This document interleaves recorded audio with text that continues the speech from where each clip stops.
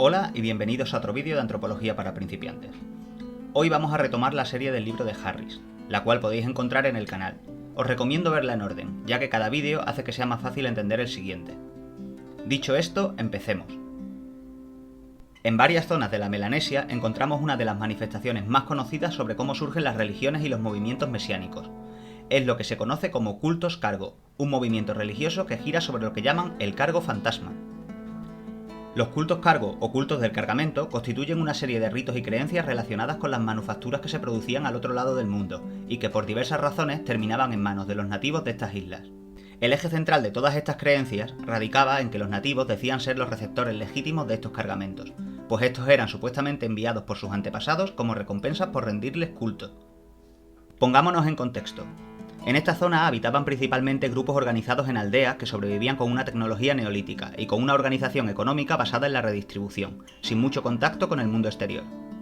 Aunque oficialmente comienzan en 1919, el origen de estos cultos se remonta seguramente a los primeros avistamientos de barcos de vela siglos atrás, y a la llegada de ciertos productos desconocidos como cerillas, cuchillos, textiles y herramientas de metal.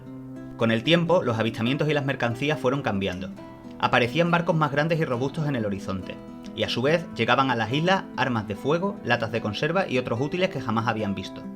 Finalmente, llegada la Primera Guerra Mundial, aviones de guerra dejaban caer de cuando en cuando cajas repletas de provisiones y de armamento, que eventualmente eran interceptadas por los nativos.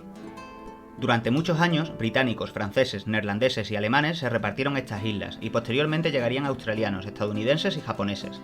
En las sucesivas fases desde el año 1800 hasta la guerra, personas de piel blanca aparecían y entregaban a los presentes algunos objetos producidos en el mundo industrializado, al tiempo que se establecían misiones donde unos extraños señores blancos se dedicaban a hablarles día y noche sobre un tal Jesús. Para las potencias colonizadoras, esta era una forma de comprar a los nativos para que ellos no fuesen hostiles mientras se hacían con sus territorios, y también una forma de someterlos mediante la estrategia de la dependencia material, despojándolos de esta manera de su forma de vida autosuficiente y convirtiéndolos al trabajo asalariado. Pero para muchos nativos, como hemos dicho, se trataba del regreso de los espíritus de sus propios antepasados, que estaban recompensándoles por una vida de esfuerzo, de respeto y de sacrificio. Estos llegaron a construir aviones hechos de paja y palos, así como pistas de aterrizaje para invocar la llegada de aviones con cargamento. Los primeros colonos, a sabiendas de esto, procuraban que los habitantes locales jamás viesen morir a un blanco, no fuesen a darse cuenta de que en realidad eran personas de carne y hueso. Esa ficción no duraría mucho, pero aun cuando los nativos asumieron que los colonos eran personas como ellos, todavía era un misterio saber de dónde carajo provenían las mercancías y por qué ellos no podían acceder directamente a ellas, mientras que los blancos ocupaban parcelas cada vez mayores de sus territorios, haciendo además un uso indiscriminado de sus recursos naturales. Para colmo, ellos recibían cada vez menos cargo, mientras que los recién llegados recibían cargamento al por mayor. Toda esta situación condujo a que entre los habitantes de la región comenzasen a difundirse una serie de creencias, las cuales anunciaban la llegada de cargo para los nativos, que empezaban a pensar que los blancos estaban robándole la mercancía que los antepasados les enviaban del cielo, por lo que un día los antepasados regresarían a expulsar a los colonos y a entregarles el cargamento directamente a ellos. Para asegurarse, construían pistas de aterrizaje y torres de control de madera, colocaban banderas estadounidenses y desfilaban con fusiles hechos de caña. En otras palabras, imitaban los ritos que veían en los militares extranjeros que recibían cargo, pues de algún modo consideraban que los antepasados se estaban confundiendo y estaban siendo atraídos por los ritos de los invasores. Miradlo de esta manera, ellos trabajaban para generar su sustento, pero desde su punto de vista, los invasores únicamente izaban banderas, utilizaban ciertos aparatos parlantes y realizaban desfiles militares. Sin tener que cultivar ni criar animales, a los blancos les llegaban cajas repletas de ropa, comida, herramientas y armas. ¿Qué estaba pasando? Una interpretación superficial y muy difundida de los cultos cargo consiste en suponer que los nativos eran simplemente unos ignorantes místicos que estaban tan impresionados por la tecnología de los colonos que terminaron sucumbiendo a la fantasía. Esa versión es la que se cuenta precisamente en algunos vídeos de esta plataforma, pero es una versión incompleta que no tiene en cuenta la verdadera naturaleza de estos cultos, y pronto veremos por qué. Para comprender adecuadamente las causas y el sentido de los cultos cargos, vamos a ponernos en la piel de estas personas. Vayamos punto por punto. Si recordáis de anteriores vídeos de este canal, muchas sociedades de esta parte del mundo tenían un sistema redistributivo basado en los grandes hombres donadores de regalos. Es decir, los nativos trabajaban para aquellos líderes que se demostraban capaces de producir en abundancia, y por tanto los motivaban para trabajar por encima de sus necesidades básicas. Recordemos también que estos líderes se caracterizaban por ser generosos al punto de renunciar a sus propias raciones de comida, para que sus seguidores se sintiesen aún más satisfechos. ¿Qué ganaban ellos entonces? Pues prestigio, fama y apoyo, lo cual contribuye a la consolidación de grupos cooperativos. así como proporciona una ventaja frente a los ciclos de abundancia y escasez de base ecológica y cinegética, gracias al almacenamiento de excedente. Tenéis más información en este otro vídeo que os dejo aquí. Ahora miradlo de esta manera. Si los nativos estaban habituados a trabajar a cambio de una redistribución proporcional de riquezas, ¿acaso los blancos no ofrecían mercancías más valiosas?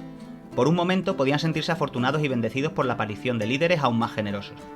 Pero esta situación tampoco duraría mucho y pronto los nativos comenzarían a sentirse decepcionados. Estos trabajaron para los blancos tanto como antes lo hacían para sus líderes, esperando de ellos un gran festín y el reparto de regalos, como manda la tradición. Sin embargo, se dieron cuenta de que no recibían lo esperado, mientras que los colonos blancos recibían cargos sin hacer prácticamente nada. Esto es exactamente lo opuesto a lo que ellos esperan de un líder. Un gran redistribuidor puede ser cualquier cosa menos un tacaño, y a ellos los estaban racaneando. Desde el sistema de creencias de la población local, aquello resultaba completamente inaceptable. Así, en algunas zonas, los nativos dejaron de considerar a los colonos como grandes líderes y conspiraron para matarlos. Pero estos detectaron a tiempo a los líderes revolucionarios y los mataron antes. Debido a este fracaso producto de la inferioridad militar, los nativos cambiaron su estrategia. Según creían, los blancos conocían el secreto del cargo, un secreto que estaban escondiendo, y si se infiltraban en la iglesia podrían llegar a descubrirlo. Por ello, decidieron hacerse cristianos, es decir, pasaron de una estrategia bélica a otra basada en el espionaje. Era cuanto menos destacable la versión bíblica con la que se intentaba cristianizar a los nativos. Adán y Eva vivían en un paraíso de cargo. Cuando descubrieron el sexo, Dios les envió el diluvio, pero enseñó a Noé a construir un barco de vapor repleto de cargo. Entonces, uno de los hijos de Noé renegó de Dios y fue castigado sin cargo y desterrado a Nueva Guinea. Pero después, Dios decidió perdonar a los descendientes del rebelde enviando a los misioneros, asegurando que si se hacían cristianos, Dios les entregaría tanto cargo como a los blancos. Pero al contar esta historia, los misioneros estaban, sin saberlo, cavando su propia tumba. Los nativos ya habían afianzado entre ellos un mensaje bíblico muy diferente y más coherente con su idiosincrasia. Todas las recompensas espirituales que prometía el cristianismo eran literalmente interpretadas como recompensas materiales consistentes en cargo. En otras palabras, ningún nativo tenía interés ni le veía sentido a una religión que ofreciese cosas abstractas e intangibles. Ellos querían y esperaban cargo, y los religiosos empezaron a utilizar esto como moneda de cambio. Pero el cargo no llegaba. Poco a poco empezaron a cansarse de los abusos. Desde la conversión al cristianismo, trabajaron para jefes blancos, hicieron de mulas de carga, asistieron a misa y llevaron una vida cristiana, pero aún así seguían sin recibir suficiente cargo. ¿Qué estaba pasando? Día tras día les decían que si trabajaban duro, recibirían su recompensa, pero era obvio que les estaban engañando, y la paciencia tiene un límite. Un día, los nativos acorralaron a un misionero y le dijeron: ¿por qué no aprendemos el secreto del cargo?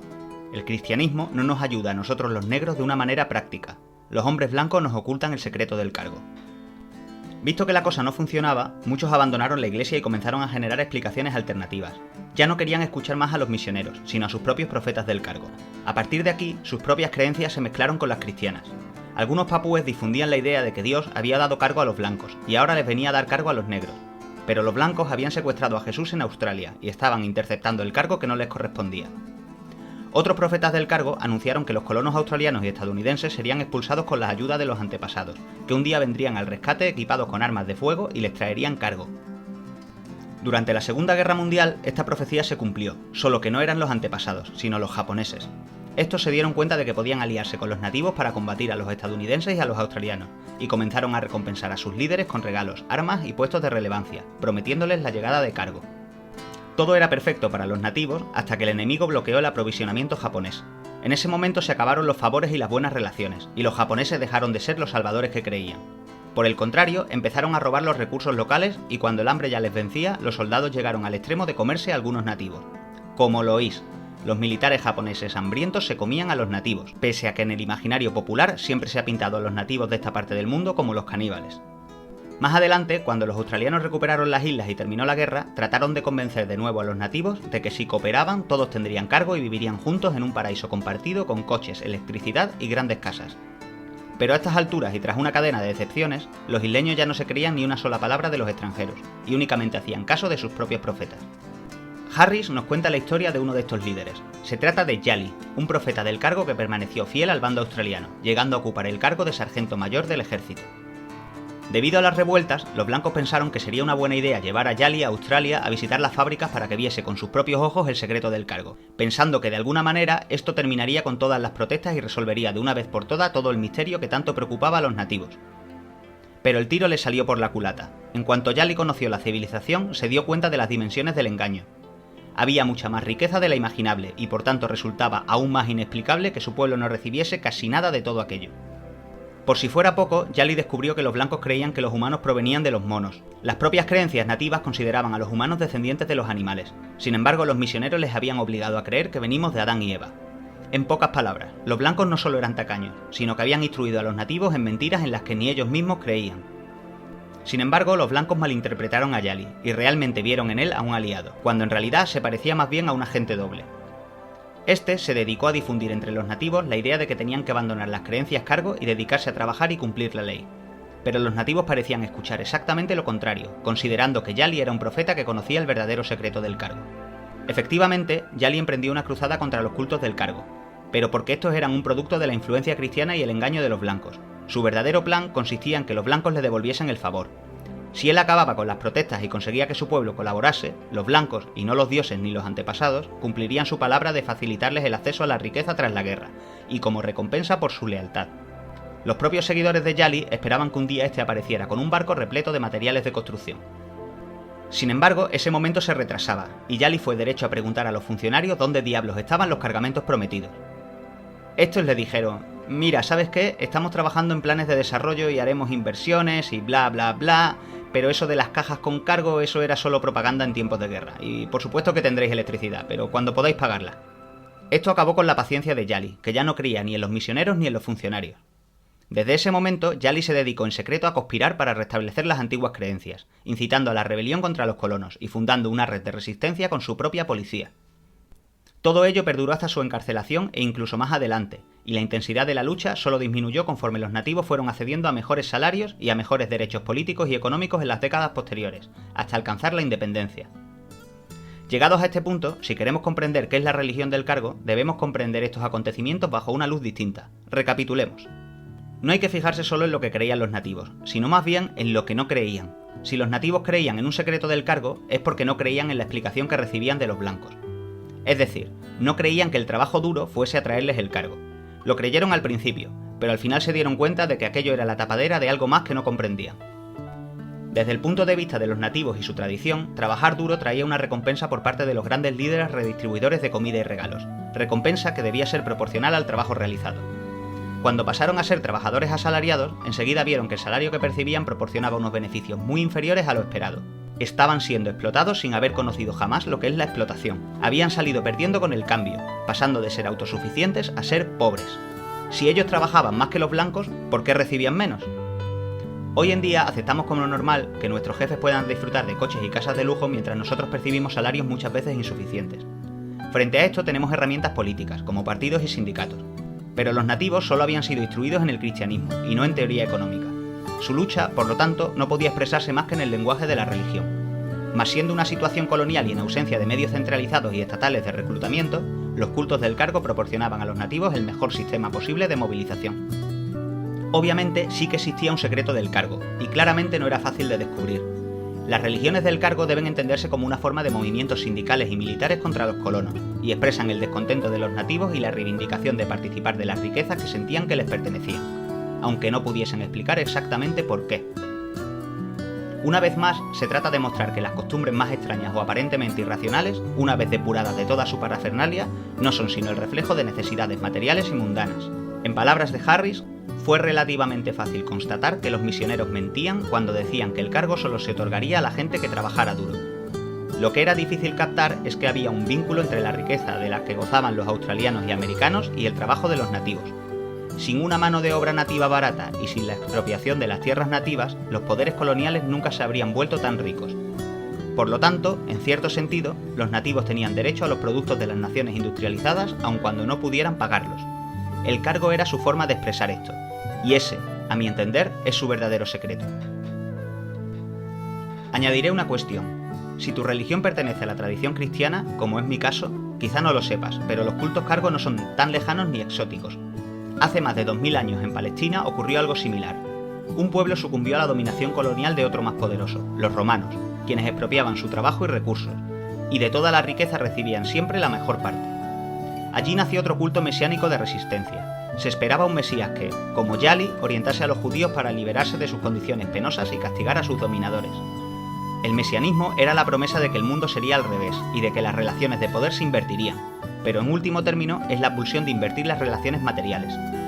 Desde el punto de vista de los dominados, resultaba chocante que su dios permitiese la subordinación de su pueblo mientras los colonos imponían a sus dioses y expropiaban la riqueza de su nación. En estas condiciones, la idea de que las fuerzas sobrenaturales empoderarían a un individuo para restablecer un orden de justicia material se convierte en un factor de movilización clave.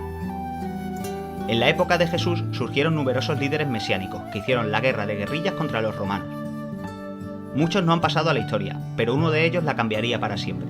La religión cristiana es, a su modo, un culto del cargo, y este es nuestro Yali.